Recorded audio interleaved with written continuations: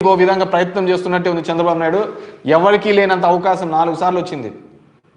జగన్మోహన్ రెడ్డి ఒక్కసారితో మీ 4 టర్ములు మీరు కంపేర్ చేసుకొని చూడండి.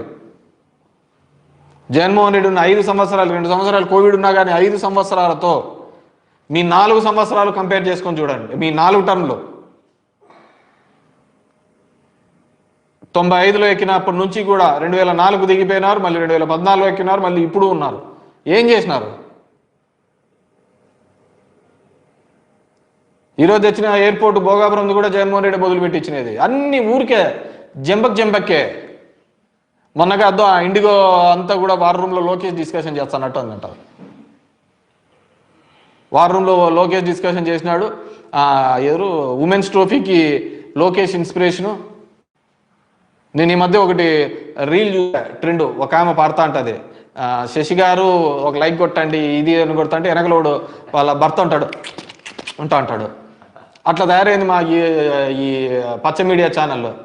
అసలు ఏంది ఉండదు, వీళ్ళు పుచ్చుకోరేది చిడతలు కొడతా ఉంటారు. అక్కడ వాని కష్టము చూడలేకపోతాను, మగుని కష్టము, వీళ్ళ ఇబ్బంది చూడలేకపోతాను. పచ్చ మీడియా ఛానల్ అది. ఆమె వార్త అంటే ఒకటి చూడండి అంటే అంటది ఆమె. మీరు చూసింటారు. అట్లా తయారైంది వీళ్ళది. లోకేష్ని ఎత్తి ఇవన్నీ కాదు, నువ్వు నాయకునిగా నీవు చేసే పనులే నిన్ను నాయకునిగా నిలబెడతాయి. దానికి వాడు వీళ్ళు అంతా డప్పు కొట్టాల్సిన, చిడతలు కొట్టాల్సిన అవసరం లేదు. నువ్వే పని చేసినా వాళ్ళే నిలబెడతారు. మీ టీవీ5 సాంబా, వెంకటకృష్ణ వీళ్ళందరూ కూడా లేని ఎలివేషన్స్ ఎందుకు? ఇప్పటికీ నిజం మాట్లాడలేని పరిస్థితుల్లో ఉంటే రాయలసీమలోని కూటమి వాళ్ళు మాకంతా వచ్చినది 4-6 వచ్చినాయి. అంతకంటే ఏం లేవు. మా జిల్లా స్వీపు కర్నూలు జిల్లాలో ఏదో 2 వచ్చినట్టున్నాయి, కడప జిల్లాలో 3 వచ్చినట్టున్నాయి, చిత్తూరు జిల్లాలో 2 వచ్చినట్టున్నాయి. అంతా మీరే. మీ మౌనం ఖచ్చితంగా రాయలసీమకు, తెలుగుదేశం వాళ్ళ మౌనం ఖచ్చితంగా రాయలసీమకు ఒక శాపంలా మారబోతుంది. నేను చెప్పలే, రేవంత్ చెప్పినాడు. ఈరోజు మీ సీఎం ఆఫీస్లో ఇచ్చినాడు ఒక ప్రెస్ నోటు. అలాంటివి ఏం జరగలేదు అన్నాం, నిలబడలేదు అన్నావు. మరి పని జరిగే చోటికి పోండి, పని జరుగుతుంది ఆయన అంటున్నాడు కదా. హరీష్ రావుని రమ్మని, సిపిఐ నుంచి సాంబశివరావు రమ్మని, అదేవిధంగా బీజేపీ నుంచి మహేష్ రెడ్డిని రమ్మని, మా పార్టీ నుంచి వస్తారు. ఒక అఖిలపక్షం వెళ్ళి చూపిస్తాం, నేను ఆడ పనులు నిలబెట్టామని. నువ్వు చూపి. లేదయ్యా ఈ 2 సంవత్సరాల్లో ఇదో ఇక్కడ 500 కోట్లు ఖర్చు పెట్టాము, ఇక్కడ పనులు జరుగుతున్నాయని నువ్వు కూడా అఖిలపక్షం వేసి చూపించండి. నాయన కూటమి నాయకులు. పవన్ కళ్యాణ్ గారు ఎక్కడ పోయినారు? మనకు రాష్ట్ర ప్రయోజనాలు తప్ప ఎక్కడెక్కడ కాంట్రవర్సీ చేయాలి అది తప్ప వేరే లేదు. వాళ్ళు నాకు ఇట్లాంటి టైంలో వస్తాడే ఆయన. చంద్రబాబు కొద్ది సమస్య ఉంటే ఆయన రావాలా ఎక్కడో చోట, ఏదో ఒకటి ఇష్యూ. ఏమంటే నాకు గోవిందరాజు స్వామిలో పాపం మంది ఎక్కినాడు, నాకు 90 ml కావాలని. మాకు 90 ml వేసుకుని దిగుతాడని అంత పవిత్రంగా ఉన్నాను ఆయన. ఇల్లు ఇంతకంటే దౌర్భాగ్యమైన పరిస్థితి లేదు. నేను మొదటి నుంచి చెప్తున్నా, ఈ ప్రాంతవాసిగా ఇక్కడికి నష్టం చేకూర్చడంలో చంద్రబాబు నాయుడు ముందున్నాడు. ఆయనకు అమరావతిలో తనకు నమ్ముకున్న వాళ్లకు మాత్రమే అక్కడ చేపించే తప్ప ఏంది లేదు. రాష్ట్రం అంతా ఒక ఎత్తు అయితే అమరావతిని ఒక ఎత్తుగా తీసుకొని అది సింక్ అయిపోయే ప్రాజెక్టు. ఇప్పుడు మీరు ఎక్స్పాన్షన్ పోతున్నారు, దానివల్ల ఉన్న రైతులు కూడా మిమ్మల్ని తిట్టుకుంటారు. ముందు వాళ్ళకి ఏంది చేయకుండా. నీ ఆశలు చాలా పెద్దగా ఉన్నాయి, నీ కోరికలు బాగా పెద్దగా ఉన్నాయి, కానీ అవన్నీ నెరవేరవు. కిందికి దిగు. ఆ రోజు మీరు ఆ క్లోజ్డ్ వాల్స్ మధ్య మీకు జరిగిన డిస్కషన్ ఏంది, బయట జరుగుతున్న డిస్కషన్ ఏందో చెప్పు. ఎందుకంటే ఇప్పటికీ కూడా ఎగువ ఉన్న దానిలో ప్రాజెక్టులలో కడుతున్నారు. కృష్ణా రివర్ మీద ఇప్పటికీ ప్రాజెక్టులు కడుతున్నారు, దాన్ని ఎత్తు పెంచుతున్నారు.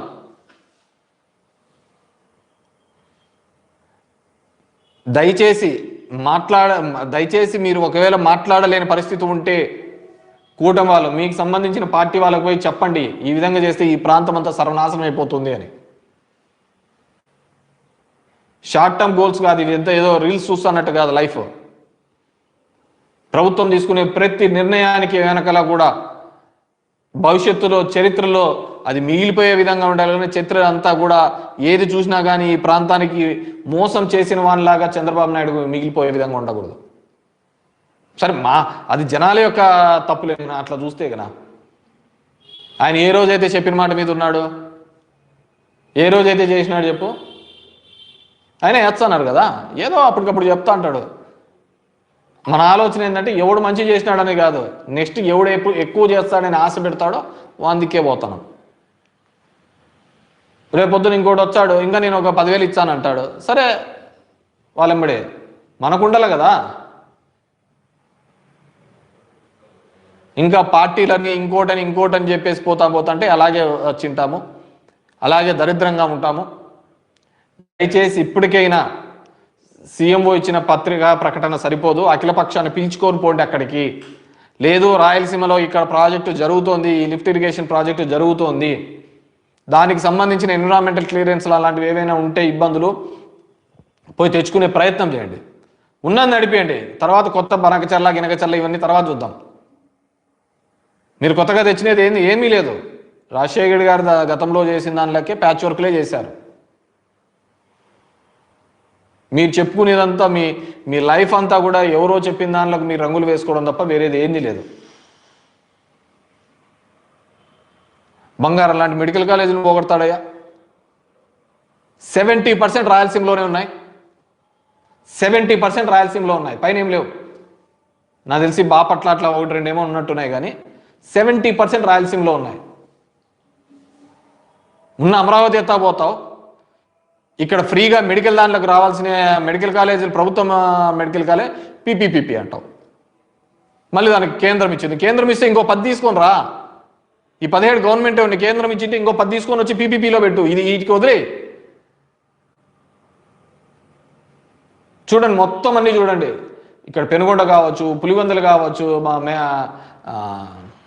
మదనపల్లి కావచ్చు, ఆదోని కావచ్చు, నంద్యాల కావచ్చు, అన్ని రాయలసీమ ప్రాంతంలోనే. మొదటి నుంచి వెనుకబడి ఉన్న ప్రాంతం. పోయి చూడండి అనంతపురంలో ఏ విధంగా కనపడతారు. బెంగళూరులో పోతే పనిచేసే కాలం ఎత్తే ప్రతి ఒక్కడు మన అనంతపురుడే ఉంటాడు. కేరళకి వెళ్ళి చూడండి. నేను నాకు బాగా గుర్తు, కదిరి నుంచి ముదుగొబ్బ నుంచి అయితే అడుక్కోవడానికి వెళ్తుండ్రి, బెగ్గింగ్ చేస్తాండ్రి. అంత దయనీయమైన పరిస్థితిలో ఉండి ఇప్పుడిప్పుడే కొద్దిగా మేలైన పరిస్థితి వచ్చింది. మళ్ళీ వాటిని నాశనం చేసే పరిస్థితి తీసుకొని రావద్దండి. అనంతను ఎడారిగా మార్చే దిశను ఇప్పటికైనా చంద్రబాబు నాయుడు గారు వెనక్కి తీసుకోవాలి. ఖచ్చితంగా ఈ రాయలసీమ లిఫ్ట్ ప్రాజెక్ట్ అనేది ముందుకు తీసుకోవాలని కోరుతున్నాను. జగన్ రెడ్డి ఏం చేశాడని ఒత్తుకుంటా అంట కదా. ఇవి జగన్ రెడ్డి చేసినది. ఆయన లేని తర్వాత తెలుస్తుంది మీకంతా. విద్యా వైద్యంలో తీసుకొని వచ్చిన ప్రతి మార్పు ఏ ప్రభుత్వమైనా గొప్పగా ఏం చేయాలా? ఏ ప్రభుత్వమైనా చేయాల్సింది బేసిక్ విద్యా వైద్యం. దాని మించినది వేరేది ఏంది లేదు. మిగతాదని తర్వాత సంగతి. దానిని ఫస్ట్ ప్రియారిటీ పెట్టుకొని చేసినారు కదా ఈ జగన్మోహన్ రెడ్డి ప్రభుత్వం, వైఎస్ఆర్ ప్రభుత్వం. ఏందో అతను గాలి మాటలు చెప్పడం, ఆ గాలి కూతలు నమ్మడం, గాలి కూతలు కుయ్యడం. పోయి చూడండి తెలుస్తా అంటది. రైతులు పండించిన పంటను కొట్టేసుకుంటా పోతా అంటే రోజు చెనిక్కాయలు గిట్టుబాటు లేదు, కందికి గిట్టుబాటు లేదు, ఏ దానికి గిట్టుబాటు లేదు. అరటి ఈరోజు 20,000 పెద్దగా రాస్తారు, మళ్ళీ ఒక వారం భాగాల కల్లా అరటి 2,000 అని రాస్తారు. అంత దయనీయమైన పరిస్థితిలో ఉంది. ఖచ్చితంగా చంద్రబాబు నాయుడు గారు మీరు రాయలసీమ ద్రోహిగా మిగిల్చిపోతారు చరిత్ర పుటల్లో. సీఎంఓ నుంచి కాదు రావాల్సింది, వాళ్ళు ఖచ్చితంగా అందరినీ పిలుచుకొని పోయి మాట్లాడాలని చెప్పేసి కోరుతున్నాను. ఇప్పటికైనా మనమైనా కూడా చిన్న చిన్న దాంట్లో నేను ఇంతకుముందు చెప్పాను కదా, ఇవి కాదు ప్రియారిటీస్. మనం డిస్కస్ చేయాల్సింది అవి కాదు. There are n number of people. ఇప్పటికీ ఇదేంది, ఈ దేశంలో ఏంది లేదు, జరుగుతున్న పరిణామాలు అన్నీ కూడా ఏం లేవు. అన్నీ మనం ఏంది లేదు, అన్నీ ఇద్దరు గుజరాతీలకు అమ్ముతున్నారు. అందుకంటే వేరేది ఏం జరగటం లే. ఇక్కడ ఎవడో ఒకడు మాట్లాడకపోతే ఇలాగే నాశనం అయిపోతాం.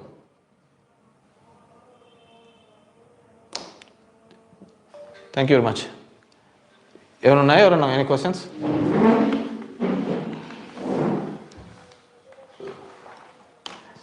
ఈ తాడిమరికి రావాల్సిన నీళ్లు, నవంబర్లో రావాల్సిన నీళ్లు ఇంతవరకు రాలేదు టీఏబీఆర్ నుంచి. దాని మీద ఏమన్నా మీరు తెలియదు? వీళ్ళకు రేపు అదే కలెక్టర్ దగ్గరికి వెళ్తున్నాం. తుంపెర డీప్ కట్ దగ్గర మామూలుగా రిక్వైర్డ్ ఆయకట్టు ఉంది 1984 ఆయకట్టు. దానిలో కూడా కంప్లీట్గా క్లోజ్ చేయడం జరిగింది. అది ఏందో తెలియక వీళ్ళు ఇక్కడ ఉన్న వాళ్ళు పోయి అది మొత్తం పీకేయడము ఇవన్నీ. సో దాని మీద కూడా రిప్రజెంటేషన్ చేయడం జరుగుతుంది. దాంట్లో పోయి అక్కడ కలెక్టర్ కూడా అది రిప్రజెంటేషన్ చేస్తాం.